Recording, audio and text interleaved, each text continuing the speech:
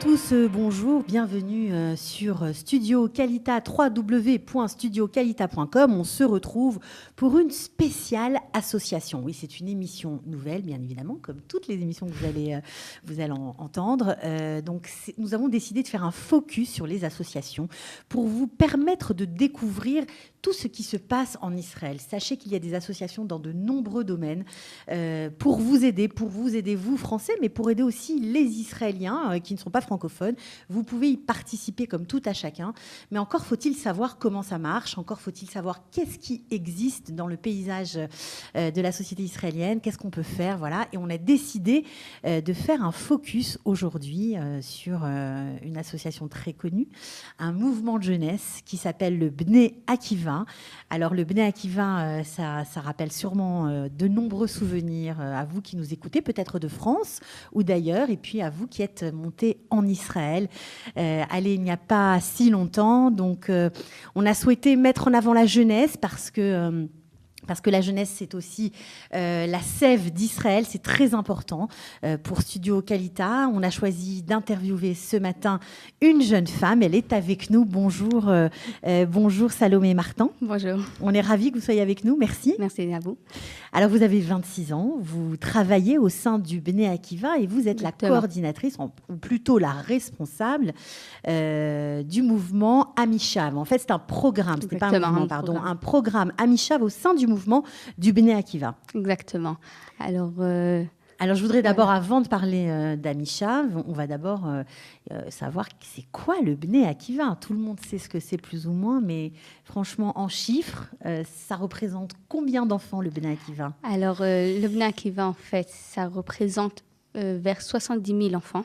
Donc, il y a 70 000 enfants qui vont au Bnei. Qui vont au Bnei Akiva dans tout Israël. C'est-à-dire qu'Israël était un petit pays et il y a quand même 70 000 personnes qui viennent. Et dans 385 snifim, branche qui est sur tout Israël. Alors, les snifs, ce sont on va dire des branches, voilà. Et si vous voulez, des endroits où on peut se retrouver dans chaque ville d'Israël. 350, c'est beaucoup. Dans chaque ville et dans chaque quartier. C'est-à-dire pas dans tous les quartiers, mais c'est par exemple dans Jérusalem, dans presque chaque quartier, nous avons un snif.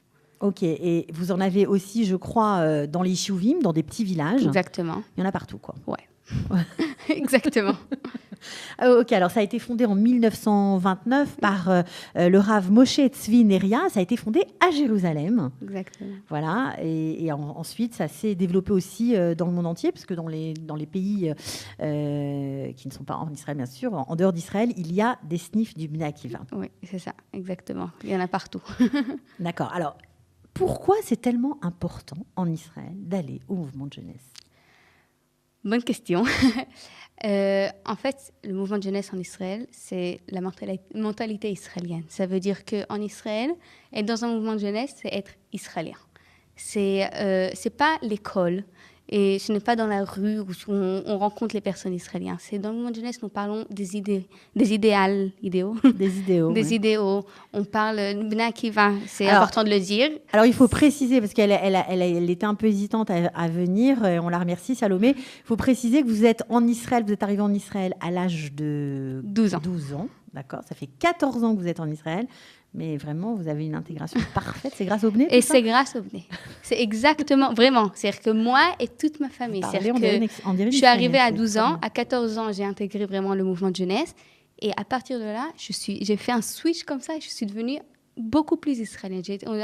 Et après, toute ma famille est venue avec moi, c'est-à-dire mes frères et sœurs. Et c'est grâce au mouvement de jeunesse, en fait, qu'on est devenu complètement israélien, comme vous dites. Moi, j'ai un grand frère qui a 2 ans de plus que moi. Jamais il est arrivé, il avait déjà 14 ans, c'est-à-dire que c'est grand.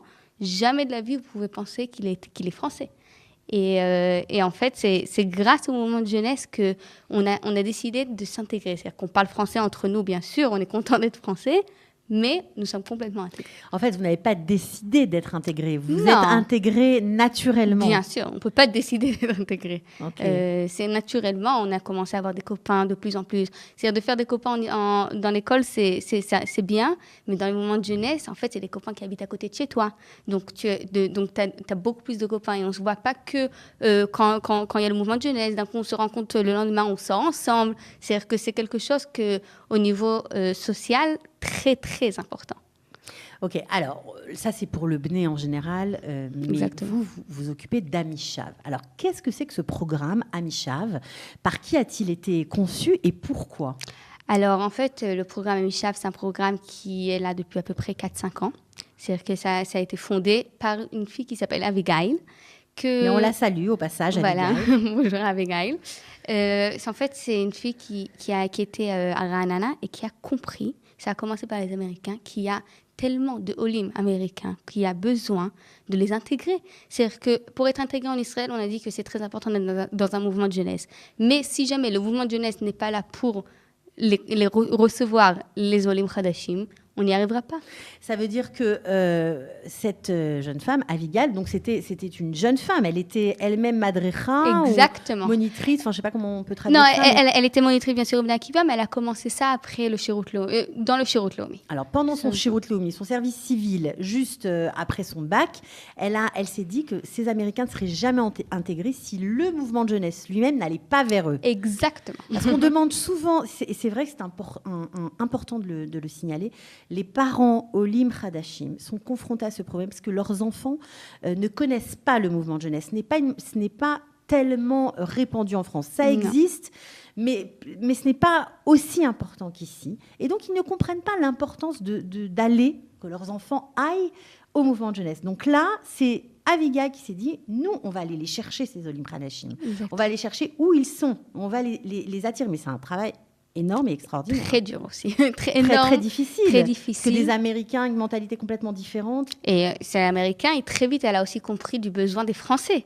Parce que, Baruch Hashem, ces dernières années, il y a énormément de Olim. Et très vite, on a ouvert aussi un truc français. Oui, il faut rappeler qu'il y a 20 000 Olim Khadashim qui sont arrivés depuis 3 ans, sans parler de ceux qui sont là depuis de nombreuses années. Alors, comment elle a fait? C'est beaucoup de, comme on dit, koach ratzon, c'est-à-dire de volonté. Vouloir, de volonté et de se battre. C'est comment ça marche, il faut aller parler, il faut aller dans les écoles, il faut demander, il faut dire à tout le monde qu'on est là, qu'en même temps parler dans les moniteurs israéliens, c'est pas facile pour eux d'un coup qu'on leur dit, il y a des nouveaux Américains ou des nouveaux Olim qui veulent venir. Donc c'est de venir, de parler, de leur montrer comment c'est important. Donc c'est un effort de la part des Olim Khadashim de s'intégrer, mais c'est aussi un effort de la part des Israéliens qui est demandé d'accepter les gens qui arrivent, qui sont nouveaux. Tout à fait. Et c'est ça, d'ailleurs, en parlant du programme Amishav, c'est ça le but Amishav. Il faut savoir que le programme Amishav ne travaille pas qu'avec les Olim, mais travaille avec la socialité israélienne, qui comprennent que, bon, malheureusement, je pense que tous les Olim savent... Vous faites comme Kalita, alors. Exactement.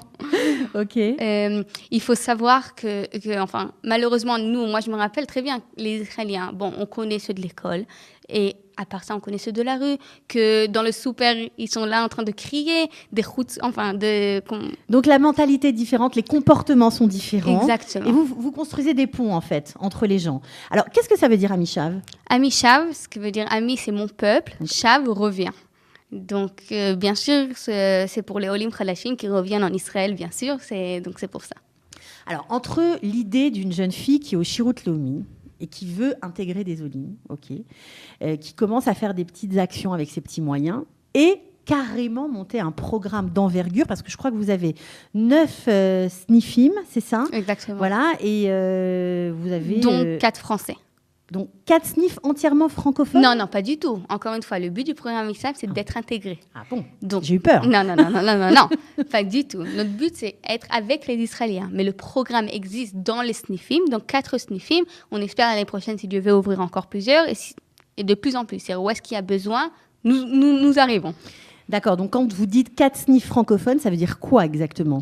Alors, 4 SNIF francophones, ça veut dire que dans chaque SNIF, nous avons une coordinatrice par la française qui travaille avec les moniteurs israéliens et avec les Français du même quartier, de façon à amener les Français et aussi que les moniteurs puissent les recevoir. C'est-à-dire, elle les forme de façon à les recevoir, si ce n'est leur dire, par exemple, quelques mots en français, qu'ils apprennent comment dire bonjour, comment ça va, ou maintenant il faut s'asseoir, lui dire s'asseoir en français aux Israéliens. Donc vous préexpliquez les activités, mais on va y revenir. Je voudrais d'abord savoir comment, parce que c'est vraiment très important quand on arrive dans un pays nouveau, à tous les niveaux, qu'on soit chef d'entreprise, qu'on soit mère au foyer, qu'on soit soldat, peu importe, comment on fait pour concrétiser vraiment dans la réalité une idée, ok, et la mettre en pratique, parce que ça coûte de l'argent quand même. Comment vous avez fait pour monter ce programme? Est-ce qu'il y a des gens qui vous soutiennent? Bien sûr. Malheureusement, on peut, sans l'argent. C'est le nerf de la guerre, hein, l'argent, c'est sûr. C'est vrai, exactement. Sans ça, on peut pas trop faire. Nous avons en fait, grâce à premièrement la société Ami. Qui aide beaucoup. L'association L'association, AMI. pardon. Ok, AMI. Alia pour une meilleure intégration. On les salue d'ailleurs au passage. Bonjour.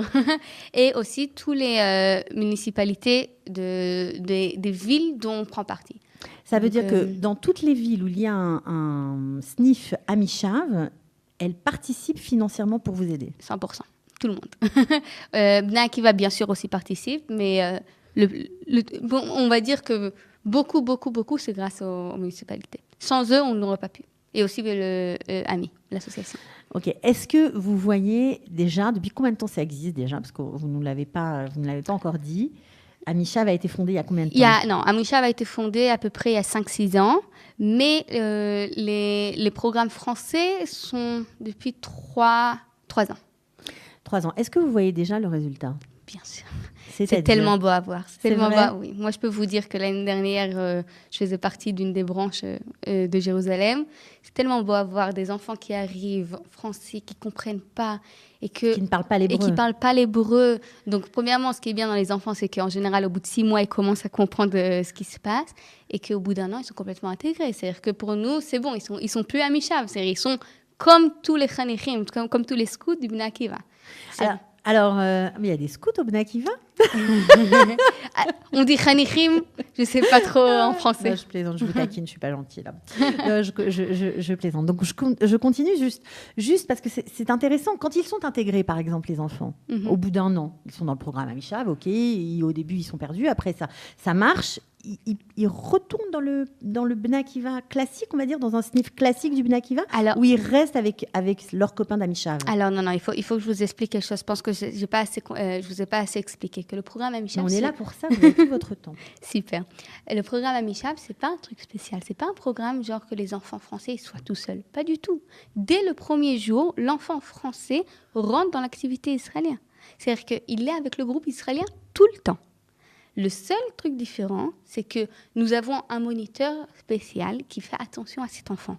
Beaucoup plus attention. C'est-à-dire, si l'enfant, d'un coup, on voit qu'il ne comprend pas trop, le moniteur, il vient, il le prend, il lui explique doucement pour lui dire qu'est-ce qui se passe, qu'est-ce qu'on fait maintenant. Après, il le ramène à la maison, il lui parle, il appelle avant chaque activité. Maintenant, les Chanichim israéliens, ils n'ont pas ça du tout comme...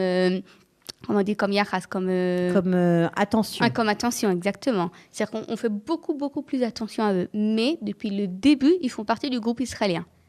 Donc, et en fait, ce qui est beau à voir, c'est qu'au bout de 1 an, 2 ans, ça dépend, chaque enfant, ils n'ont plus l'impression d'être spécial. Ils font partie, en fait, du groupe. Si c'est dans le groupe WhatsApp, par exemple, quand tu grandis, c'est dans le groupe WhatsApp d'écrire, d'organiser eux-mêmes. Si jamais là maintenant, c'est bientôt Yom Ha'atzmaut ou, enfin bon, ou Yom HaZikaron, c'est eux, ils organisent d'un coup. Ils font partie, quoi. Alors, justement, pour les parents qui nous écoutent peut-être, et qui essaient de convaincre eux aussi leurs enfants, qu'est-ce que vous y faites comme activité au Bnei Akiva? En fait, ça dépend des âges. Donc, chaque âge, c'est une activité qui est... Mais en gros, je veux dire, généralement, il y a des... C'est des activités, on dit, c'est activités idéologiques. Ça veut dire que chaque truc, si c'est des jouets, si c'est des jeux, par exemple, pour les petits, à la fin, on parle d'un truc idéal. Pour les grands, ça peut être parler politique. Bien sûr, nous ne sommes pas une association politique, mais on peut parler. Si c'est quand il y a les élections, de dire qu'est-ce qui se passe dans le monde, aussi de la Torah. C'est-à-dire que ne pas oublier que Bnei Akiva, c'est Torah et Avoda. Par exemple, on peut... Alors, Torah et Avoda, ça veut dire Torah et travail, mais en fait, c'est plutôt un travail des midot, comme on dit. Ça veut dire plutôt travailler sur le derech eretz, sur la façon dont on se comporte avec l'autre. Exactement. OK. Donc, c'est aussi, on peut apprendre quelque chose. Par exemple, le vendredi soir, beaucoup de fois, les personnes ils viennent pour apprendre de la Torah. Et des enfants de 15 ans, 13 ans, 12 ans, c'est pas facile, mais ils veulent faire ça. Donc, ils viennent pour apprendre. Ça veut dire quoi? Ils s'assoient avec une personne, avec un madrir. Exactement. Et avec des phages, et ils parlent ensemble. Et c'est aussi philosophie aussi. C'est-à-dire que c'est vraiment, c'est de parler, c'est d'essayer d'ouvrir leur monde, quoi. Ok, et ça marche. Et ça marche. Donc j'aimerais revenir sur le mouvement Amishav, sur le programme Amishav au sein du Bnei Akiva. Il y a des projets, des SNIF qui vont s'ouvrir, de nouveaux SNIF. Nous avons énormément de projets en fait parce que nous avons de plus en plus de demandes. Donc, et d'ailleurs, c'est le moment de dire que s'il y a des parents qui veulent qu'on ouvre un programme Amishav dans leur ville, qu'ils nous appellent. C'est très important. J'espère que notre numéro de téléphone sera... diffusé. Bien sûr. Alors ça veut dire s'il y a 3-4 familles qui ont des enfants Olim Hadashim, peu importe dans quelle ville, à Hedera, Ranana, peu importe où, dans un petit village même, vous êtes capable d'aller les aider, quoi, d'amener des madrichim, d'amener des coordinatrices surtout. Il y a quelque chose que je n'ai pas assez dit, que chaque SNIF, nous avons une coordinatrice qui parle français, que le but aussi c'est de parler avec les parents, de expliquer à tous les parents toutes les activités, de savoir à quelle heure chaque truc est. Je pense que tous les Olim, les parents, ils savent qu'ils reçoivent une lettre de l'école, d'un coup, ils comprennent rien. C'est très, très dur à comprendre. C'est angoissant, exactement. Et bien ça, justement, pour ça, on est là. C'est-à-dire que nous avons une coordinatrice qui explique tout en français avec les parents. Donc si jamais quelqu'un veut qu'on ouvre un programme, nous amènerons une coordinatrice parlant français qui sera là et pour parler avec les moniteurs et de les former et aussi, bien sûr, d'être en relation avec les parents les familles. Il faut donner le numéro de téléphone. Je ne l'ai pas par cœur. Ok, c'est pas grave, on le redonnera tout à l'heure. J'aimerais aussi parler d'un problème dont on parle peu. Il y a aussi beaucoup de francophones qui sont arrivés, on va dire, il y a 10-12 ans, qui ont encore du mal à se sentir vraiment israéliens, non pas parce qu'ils ne le veulent pas, mais parce que soit ils travaillent en français, soit ils travaillent dur et que c'est déjà pas facile de s'intégrer en tant que parents. Donc les enfants qui ne veulent pas aller au mouvement de jeunesse et qui sont pourtant nés en Israël, il n'y a pas beaucoup de moyens de les convaincre. Comment on fait? Est-ce que Amishav va penser à eux? Alors, premièrement, ce qu'Amishav fait, c'est qu'il rentre dans toutes les écoles. Et dans toutes les écoles, on fait une activité de façon à ce que les enfants qui ne sont pas dans le mouvement de jeunesse puissent voir c'est quoi une activité du Bnei Akiva. Donc, bien sûr, il y a ça. Deuxièmement, on est là, on appelle et tout ça. Et surtout, la coordinatrice va rencontrer en général chaque famille. C'est bien sûr, si les familles sont d'accord, de façon à parler avec l'enfant. Lui dire, viens une seule fois. Si l'enfant est d'accord d'essayer une seule fois, il y a le moniteur qui vient le prendre de chez lui la première fois. Il lui parle, qu'il le rencontre avant qu'il rencontre tout le monde. Donc, ce n'est pas facile. Mais ça, c'est un problème que n'est pas que des Français, c'est les Israéliens. C'est-à-dire que pas tout le monde veut aller au mouvement de jeunesse. Mais ce qui est bien, c'est que notre programme, on fait beaucoup plus attention à ça. Et il y aura toujours un moniteur qui ira et qui aura demandé à l'enfant de venir, qui ira le prendre de chez lui, qui le ramène chez lui. Ok. Alors, il y a beaucoup d'attention portée à ce genre de détails. En tout cas, pour le démarrage, c'est très important. Pas que pour le démarrage. Alors, on va bientôt arriver au terme de l'émission, mais je voudrais savoir comment vous, une jeune fille de 26 ans, avez décidé de travailler au sein d'un mouvement de jeunesse. Alors, c'est sûr, bien évidemment, on travaille toujours pour avoir un salaire, pour gagner sa vie, c'est normal, mais pour travailler dans ce cadre-là, il doit sûrement y avoir une motivation profonde. C'est clair. Comme je l'ai dit au début de l'émission, moi, j'ai arrivé à 12 ans et à 14 ans, je suis rentrée dans le mouvement de jeunesse. Ça m'a changé ma vie. Et vraiment, ça m'a changé ma vie et de toute ma famille d'ailleurs aussi. Et pour moi, quand j'ai entendu parler de ce programme, je me suis dit, je suis obligée d'y aller aussi. Je suis obligée que des autres familles ont, l'arvote. C'est-à-dire que profite exactement de ce que j'ai eu, quoi. Donc, et j'aimerais aider les Olim comme moi, on m'a aidé. Moi, c'était une copine française qui m'a dit, viens essayer une fois le mouvement de jeunesse. Je fais, bon, allez, je vais essayer une fois. Et comme ça, tout a changé. Et aujourd'hui, malheureusement, moi, je n'avais pas Amishav, ça aurait été magnifique. Et donc, vous le faites vraiment de tout votre cœur. C'est vraiment touchant et ça fait plaisir de voir des Français intégrés, puisque tu es israélienne complètement, on peut le dire, qui tendent la main à d'autres qui sont fraîchement arrivés, anciennement arrivés. En tout cas, il y a beaucoup de solidarité. On dit toujours que les Français ne s'aident pas. Ben voilà, c'est faux. Les Français savent aussi se tendre la main. Bravo. Longue vie alors à Amishav. On remercie encore les mairies qui vous aident. Vraiment, vous pouvez en citer quelques-unes ? Bien sûr, Jérusalem, de Ra'anana, de Netanya, de Ashdod. Enfin bon. Il y en a encore beaucoup. Il y en a encore beaucoup. Voilà, bravo. Merci beaucoup d'être venu, d'avoir donné un peu de votre temps. C'était très intéressant. Et puis vous, parents qui nous écoutez, vous avez compris, direction le mouvement de jeunesse. Exactement. Merci beaucoup à vous.